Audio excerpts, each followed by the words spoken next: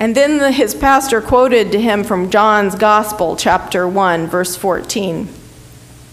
And the Word became flesh and lived among us.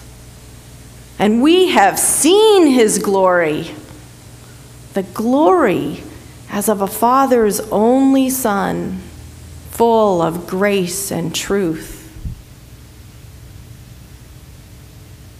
Oh. Sometimes God's amazing grace has to be seen to be believed. And God knew that about us. It has to look back at us, love does, sometimes, because it cannot be seen exactly. But sometimes it looks back at us from our own two arms, embodied in real living flesh. God is love. That is the good news. That is the perfect love, the complete or fulfilled love that is written about here in 1 John, the perfect love that casts out all fear. Lutheran theologian Paul Berge writes that this is what Jesus' final word from the cross in John's Gospel expresses. It is accomplished, completed, fulfilled. The word we, I think, sometimes mistakenly translate as perfect has a quality in the Greek root, telestai, that draws us toward a love as far above human capacity as we are below the heavens. It draws what is divine so far closer to us, like its related word, the telescope.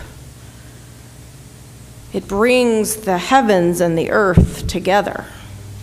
The love of God poured out for us in Jesus Christ, the tiny homeless infant, the stripped and beaten man on the cross, the stark and messy reality of that embodied love is very real and very powerful. Through the teleos of that perfecting love, we human souls are drawn to places where no humans have ever been drawn before. Had to quote Star Trek, you live long and prosper. But that human love draws us to the heavens and the heavens to us, as no humans had ever been drawn before in the history of world religion. We are drawn to the very heart of God, where energy and matter meet and the universe turns inside out, and we emerge transformed, no longer approaching God, but absorbed into God's own body, becoming the same substance as God. You wonder why people heard this as heresy? Our transformation, our conversion makes us capable of feats of loving far beyond our human capacity. It calls us to radical things that make no sense, like loving our enemies. It leads little country churches like ours to reckless outpourings of amazing grace, like welcoming strangers from a country where our troops are at war as we resettle Iraqi refugees. It's the kind of love the world needs now more than ever in our post-9/11 world of terror and economic collapse and threats of epidemic diseases. Through the amazing and powerful grace of God, we ordinary Christians become capable of Olympic feats of love, lighting the world with love that bears witness to God's much more extravagant love of us. 1 John says, "Love has been perfected among us in this, that we may have boldness on the day of judgment." Even on Judgment Day, when the sky turns black, that's when we Christians are at our best.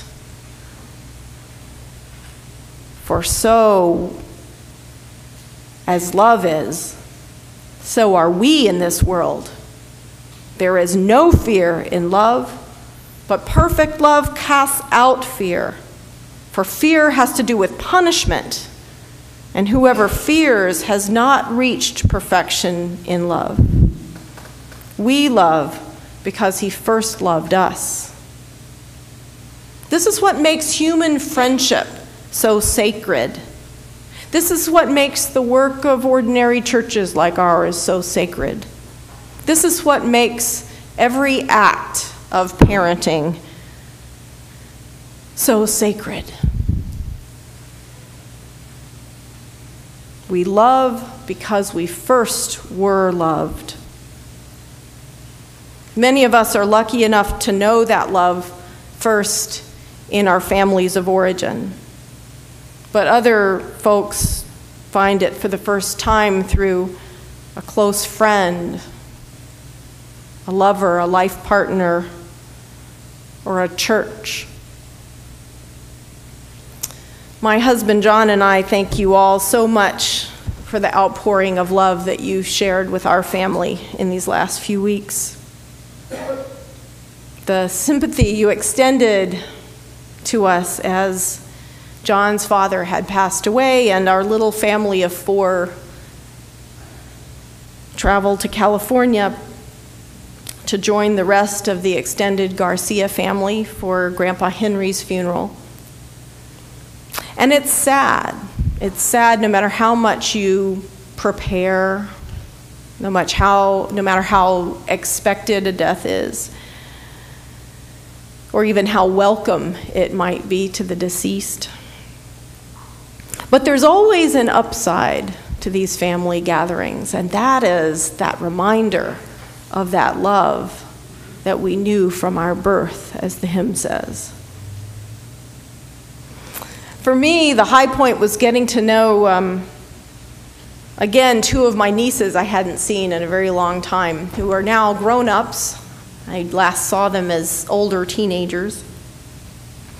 And my newest great niece was little Cecilia in her stroller.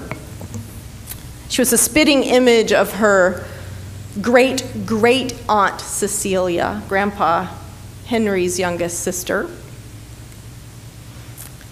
And the first tears I shed was hearing little Cecilia coo as great-great-aunt Cecilia knelt by her brother's coffin to lead the family in the rosary for her big brother. The best award, though, had to go to my other great-great niece I hadn't met yet, little Maggie, who was 4. I love that because I had a great Aunt Maggie. So now I have a great niece, Maggie. She came down, running down the aisle of the funeral home to greet me as her mother, Carrie, introduced me. The very instant her mother pointed me out, from one end of the aisle to the other, running at full tilt with her chubby little arms out like this, and she grabbed me and pulled me in close, and that was that reminder that we all know deep down in our bodies. God is love. Thanks be to God for this good news. Amen.